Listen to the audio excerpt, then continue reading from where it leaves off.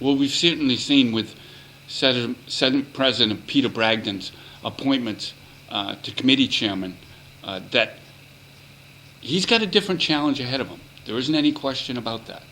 Democrats made big gains in the state Senate. And it's now 13 Republicans, 11 Democrats. Before this election, you remember, it was 19 Republicans and 5 Democrats. He's the titular head of the Republican Party in New Hampshire. And by that I mean this. With Democrats now in control of the House of Representatives, with Democrats back in control of the corner office with Maggie Hassan, there's going to be a lot of pressure on Senate President Bragdon to hold up the Republican message and carry that message in the state Senate. Now, when you've got a 13-11 membership, that's going to be, there's no room for error. There's no margin for error.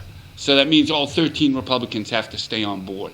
That's precisely why he named committee chairman last week, and all of them were Republicans. Now, the last 3 leaders in both parties who had 13-11 went to the other side of the aisle and named other people on the minority side as committee chairman.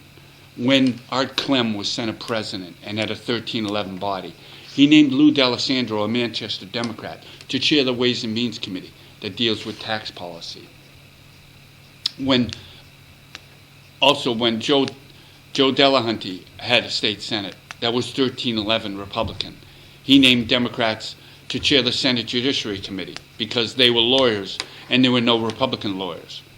Now, the same is true here. There are no Republican lawyers. But Sharon Carson from Londonderry, a capable legislator, has been named the chairman of the Senate Judiciary Committee, even though the only person who has credentials with the New Hampshire Bar in the state Senate is Donna Soucy, a Manchester Democrat, and a former state Senate chief of staff. So I think this shows that Bragdon's challenges are greater now with a smaller majority than they were when he had the supermajority. It's going to be a harder job to do.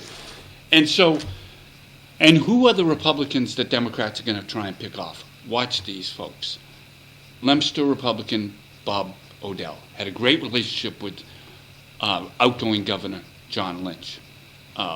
He's the chairman of the Senate Ways and Means Committee. And it's no secret that, and it's no coincidence that Peter Bragdon has named him Senate President Pro Tem, right next to him in terms of power, under Majority Leader Jeb Bradley, who he's keeping in charge. But he wants to keep Odell close. Nancy Stiles, Hampton, comes from one of the most swing districts in the state, and certainly was made a little more Republican through redistricting, and that helped her actually win. If her district isn't changed, I think she may have lost that seat. So what does Senate President Bragdon do? He names Nancy Stiles as chairman of a combined health and education committee, forms 2 committees together, gives it even greater portfolio, and hands that to Nancy Stiles. So I want you inside the tent working with me. I need both Senators Odell and Stiles on the team, not moving off the reservation and towards the Democratic side. Keep watching for that. It's going to be a fascinating dynamic in the state Senate, which has a lot of talented Democrats in the minority for the next 2 years.